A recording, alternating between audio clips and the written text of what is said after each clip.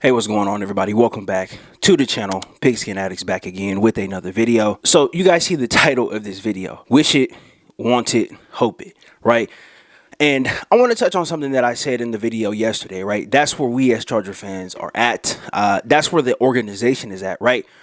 Wishing, wanting, and hoping. And I kind of thought about that. After I made the video yesterday, and I wanted to elaborate on it because I honestly do think that this is good subject matter, but I think it's going to affect the way that Charger fans see things right down the future. It's definitely going to affect the way that I make content, so I thought I would just come on here and just elaborate on it a little bit. So first off, right, to start with the content, right? If anybody was not familiar, and most of you guys are not, right? Most of you guys are newer followers. Most of you guys probably weren't here during the last off season, where I was making videos, and not only was I on the Staley bandwagon, I was on the Tom Telesco bandwagon.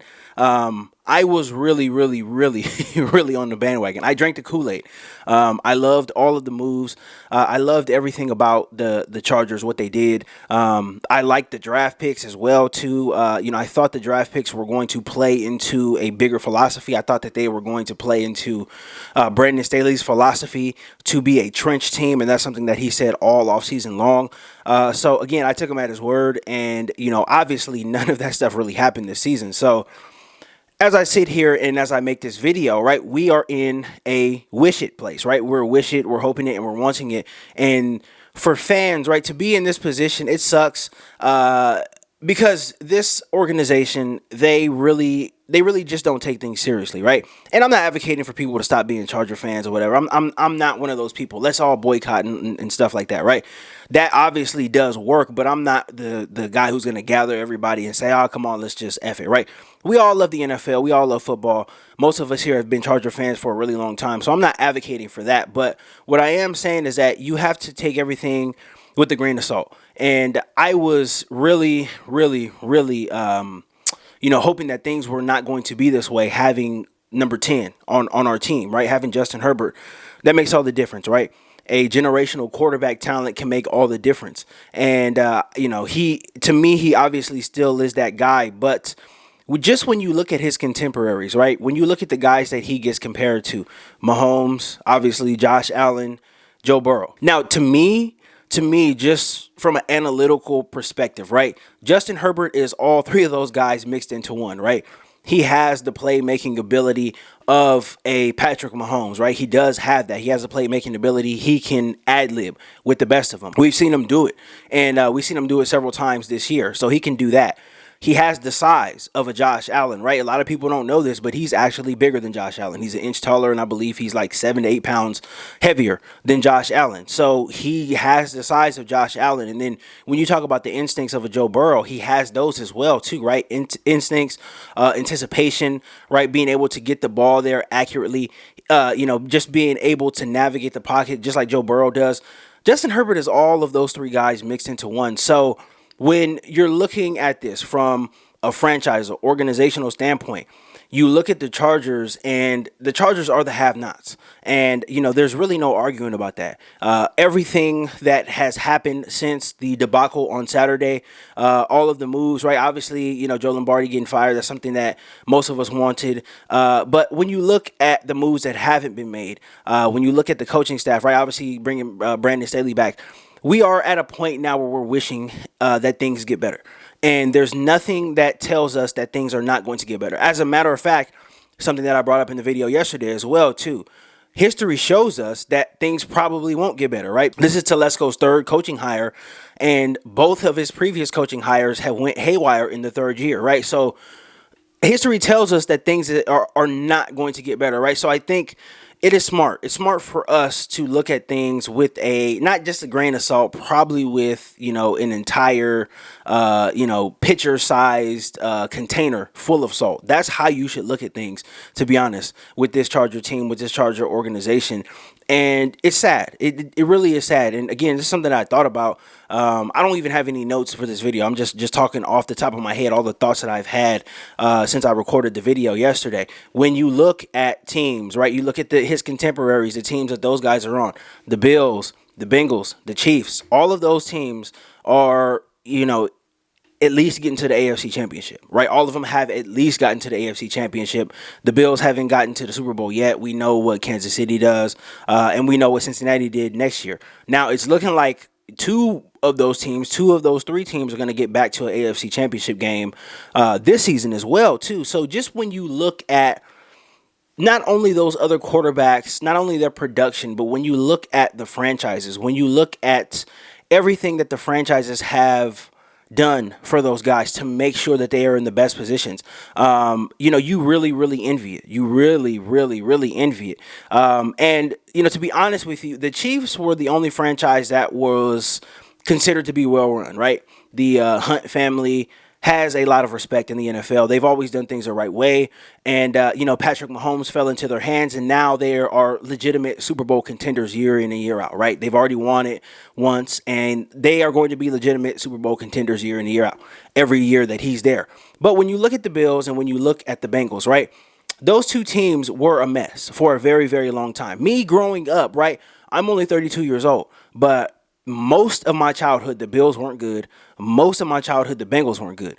Both of those organizations, both of those franchises, they went through a lot of coaches, in particular the Bills. But Marvin Lewis was with the Bengals for a long time, but they didn't get anything done, right? He didn't even win a playoff game I believe he was there for 20 years, right? So when you look at those teams, they have cycled through quarterbacks. They've cycled through, some coaches, right, on the Bills side, right? They've cycled through a lot of good players, right? Hall of Fame type of players as well, too.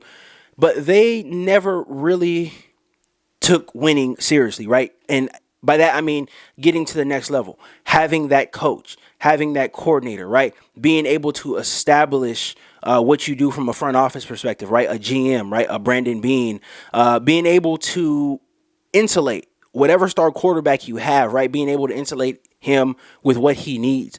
And that's what those teams are doing. And when you look at the Chargers, they are just not doing it. Again, hoping, wishing, and wanting it. That's where we are as Charger fans. And it's a sobering reality when you think about it, because every year going forward, right, we're going to see some combination of Josh Allen, Patrick Mahomes, or Joe Burrow late in the playoffs, at least in the division round, maybe, AFC Championship or Super Bowl, right? We're going to see some combination of that. And the fact that you can't throw Justin Herbert's name in there because he does things that all those guys do, it is sad. It really is sad. And, this is just a organizational thing. And a lot of people have hit my comments talking about the Spanos family, and they're absolutely right. 100% right? 100%. It's not just about them being cheap. It's just about them not making moves, not taking things seriously. Thinking you're going to move to LA and be able to run the organization like it's, still the San Diego Chargers. And, respect to San Diego, but San Diego and LA, even though they're close, right? Even though they're an hour and a half apart or whatever, they're different. They're two different markets, and you have to be aggressive in LA. I tweeted this out a couple of days ago. LA doesn't do lovable losers, right? You can't just almost and almost and almost. You can't do it. Right? The Clippers have been in LA for I don't know how long. No, people still really don't give a shit about them. They got two of the best players in the NBA on their team, and nobody really cares. When I turn on SportsCenter or something like that, the Clippers highlights don't come on for like 45 minutes, right? And that's just not, even though the Lakers are not as good, the Lakers are under 500. I see their highlights all the time because they have that name brand, they have that name recognition, and that's something that they built, right, over time. But if you do not try to come in and try to gain some market share, right, within the LA sports region, right, you're going to struggle and you're going to fail. LA is not the place to come in and have a mediocre franchise. It's just not. Ask the Clippers, and you can probably ask the Angels. They'll tell you even more, right? The Angels got two of the best players in baseball, Ohtani and Mike Trout, and nobody gives a shit about the Angels game. I don't know the last time anybody's went to an Angel game. I went not too long ago. The stadium wasn't half full with one of the best players in the world, right, in baseball, playing for them. He hit 2 home runs that game too, and nobody's there to watch it. So I think the Chargers, they are on a slippery slope, and things can certainly snowball from here if the right it's not even up to just the coaching, right coach, right GM. If ownership doesn't make the right moves, they need to consider selling. They honestly need to consider selling. There are buyers that will give them they can name their price, and there's buyers out there who will give them that. They need to be taken seriously, though, and this is just a sobering reality as Charger fans. I don't mean to be Mr. Doom and Gloom, but this is where we're at, right? We're hoping and we're wishing. Brandon Staley's coming back for his 3rd year. 35 games under Brandon Staley, and defense has been terrible. What metric? What do we have to go on that things are going to be better next year? Besides hoping and wishing, we have nothing. We have nothing. We have no hardcore stats. There's nothing to point to. There's just nothing. So going forward, man, this my channel, like, I'm going to take things a little more with a grain of salt, right? That's what I'm going to talk about. If stories come out, there's a lot of fluff pieces about the Chargers last year. I came on here and I covered a lot of those. I'm probably not going to cover those, but if I do cover them, then it will be from this perspective, right? I'm not going to go out and I'm not buying all the hype. I think we're done with that. I think we're past that. And, this year, 2023 is a big year. It's a huge year for the Chargers. This is probably the biggest year in franchise history, because if they cannot, if they cannot win a playoff game, make a deep playoff run, be thought of as serious contenders, this franchise is going to be headed for bad things. And I get that the owners are going to make money, but as far as just the buzz, the general buzz, it's not going to good. It just won't look good. It won't look good. It would take a revival of a epic revival to really try to revive the Chargers. If they fall short next year, they don't make the playoffs, or you continue to see a lot of bad play, things are going to look bad. And again, I don't want to be Mr. Doom and Gloom, but we are here. This is the reality. You can't argue with this, right? You can't argue with what I'm saying. If you feel that the Chargers are going to improve next year, that's great. But you have no solid evidence that that's going to happen.